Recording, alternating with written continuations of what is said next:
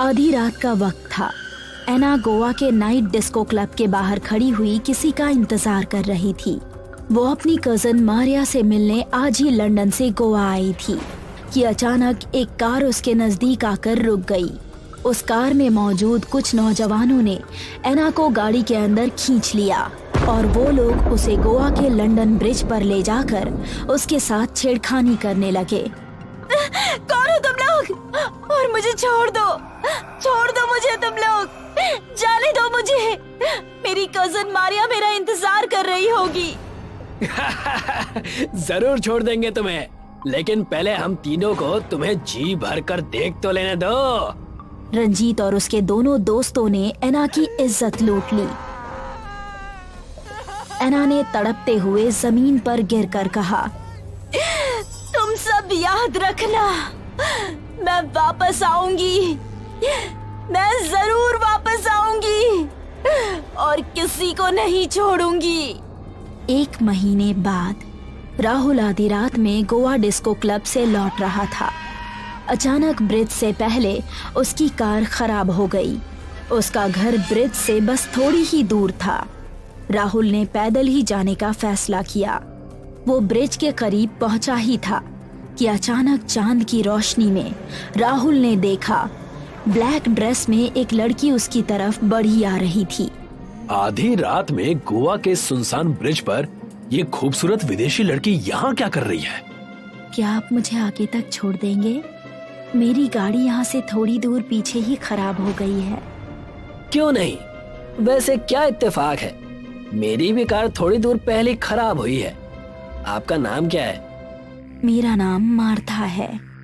क्या आप मेरा हाथ पकड़ सकते हैं? राहुल ने अपना हाथ आगे बढ़ा दिया, मगर मार्था के हाथों के स्पर्श से राहुल के तन में बिजली सी दौड़ गई। उसकी धड़कनें बढ़ गई और दर्द से तिलमिला उठा। क्या हुआ? कुछ नहीं, ऐसा लगा जैसे कोई नुकीली वस्तु चुभ गई हो। मार्था ने राहुल का हाथ फिर से पकड़ लिया। अचानक मार्था का चेहरा एक दूसरी लड़की में बदल गया। तुम? हाँ, मैं। ये कैसे हो सकता है? ये नामुमकिन है। लेकिन तेरी मौत अब बिल्कुल मुमकिन है। मार्था ने राहुल को कसकर पकड़ लिया। तभी एक तेज सनसनी हवा उठी और उतने दायरे में अंधकार फैल गई और ब्रिज के पानी में तेज हलचल होने लगी। मार्था के खूबसूरत हाथ अचानक बदल गए। मार्था एक विच थी। भयानक काला सा चेहरा था उसका। अचानक उस विच ने अपने दांत राहुल की गर्दन में गड़ा दिए और देखते ही देखते उसने राहुल के शरीर का सारा खून पी लिया। दूसरे दिन राहुल की लाश ब्रिज पर मिली। पूरे इलाके में हाहाकार मच गया। राहुल के दोस्त प्रीतम और रंजीत को अब भी विश्वास नहीं हो रहा था। यार रंजीत, मुझे अब भी विश्वास नहीं हो रहा कि राहुल हमारे बीच नहीं रहा। मुझे पूरा यकीन है कि राहुल की हत्या की गई है। कहीं ये वही लड़की तो नहीं? बकवास मत कर यार, वो मर गई है। मरे हुए कभी वापस आते हैं क्या? जो भी हो, मैं अपने दिल की तसल्ली करना चाहता हूँ। मैं आज रात ब्रिज पर जरूर जाऊंगा। आधी रात को रंजीत ब्रिज की तरफ पहुंचा ही था कि अचानक रास्ते में एक काले रंग का भयानक पक्षी पंख फैलाए एक अजीब आवाज करता उसके ऊपर से गुजरा। रंजीत घबरा गया। अचानक उसने देखा काली ड्रेस में एक लड़की खड़ी थी। तुम तो एना हो, ऐसा कैसे हो सकता है? कहा था ना तुझसे कि मैं वापस आऊंगी। रंजीत चीखते हुए बदहवास ब्रिज से भागा। उस डरावनी विच ने एक बड़े चमगादड़ का रूप ले लिया और रंजीत के पीछे झपट पड़ी। उसने अपने दांत रंजीत के सीने में गाड़ दिए और उसका सारा खून पी गई। उसने मृत रंजीत को ब्रिज के नीचे धक्का दे दिया। उसके बाद गोवा ब्रिज के पास मौतों का सिलसिला शुरू हो गया। जो भी मरता उसके शरीर का सारा खून गायब मिलता। गोवा में हो रही मौतों से मेयर की परेशानी बढ़ गई थी। मेयर गोवा चर्च के फादर डिसूजा के पास गए। आप यहाँ कैसे?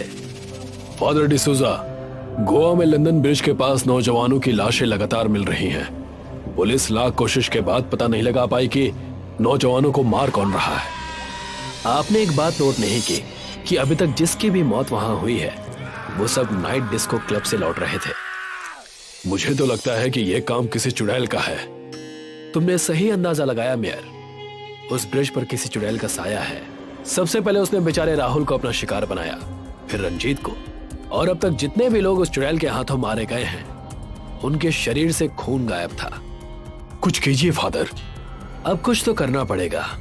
आज रात मैं, आप और कुछ लोग आधी रात को ब्रिज पर जाएंगे। एना भयानक चेहरे के साथ वहां उस ब्रिज पर खड़ी थी। इस ब्रिज में रहने वाले शैताने विच, आखिर क्यों तू लोगों को मार रही है? मैंने भी किसी का क्या बिगाड़ा था? मैं लंदन से गोवा अपनी कजन से मिलने आई थी। रात के वक्त इसी ब्रिज पर मुझे उठाकर बारी बारी मेरे साथ रेप किया गया और मुझे मारकर इसी ब्रिज के नीचे फेंक दिया गया। उनमें से 2 से तो मैं बदला ले चुकी हूँ, बस आखिरी बचा है। कुछ लोगों की करने की सजा तू सबको नहीं दे सकती। तूने बहुत से लड़कों को मारा है। हर क्लब जाने वाले में मुझे मेरा हत्यारा दिखता है। मैं सबको मार दूंगी। अचानक फादर कुछ मंत्र पढ़ने लगे। जैसे जैसे वो पढ़ते जा रहे थे वैसे वैसे एना का रूप भयानक होता जा रहा था। तभी उसे उन्हीं लोगों में प्रीतम दिखाई दिया। तो आखिर तू भी यहाँ आ ही गया। मैं तेरा ही इंतजार कर रही थी। मुझे माफ कर दो, मुझे जाने दो।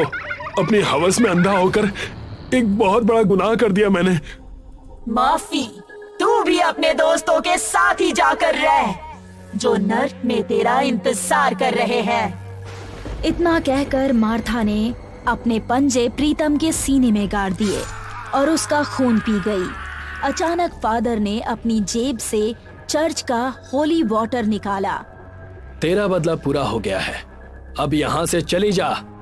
नहीं, जब तक मैं इस शहर के सारे लड़कों को नहीं मार देती मैं नहीं जाऊंगी। फादर ने तुरंत होली वाटर लेकर एना चुड़ैल के ऊपर फेंक दिया। होली वाटर गिरते ही अचानक एना का जिस्म जल उठा और देखते ही देखते एना धुआं बनकर उड़ गई। इसकी आत्मा को शांति मिल गई। इस बेचारे के साथ वाकई बहुत बुरा हुआ था। दूसरे दिन मारिया को पुलिस के जरिए एना की मौत की खबर मिल गई। उसे अब पता चल चुका था कि एना 1 महीने पहले ही इस दुनिया से जा चुकी है। लंदन ब्रिज पर अब शांति थी।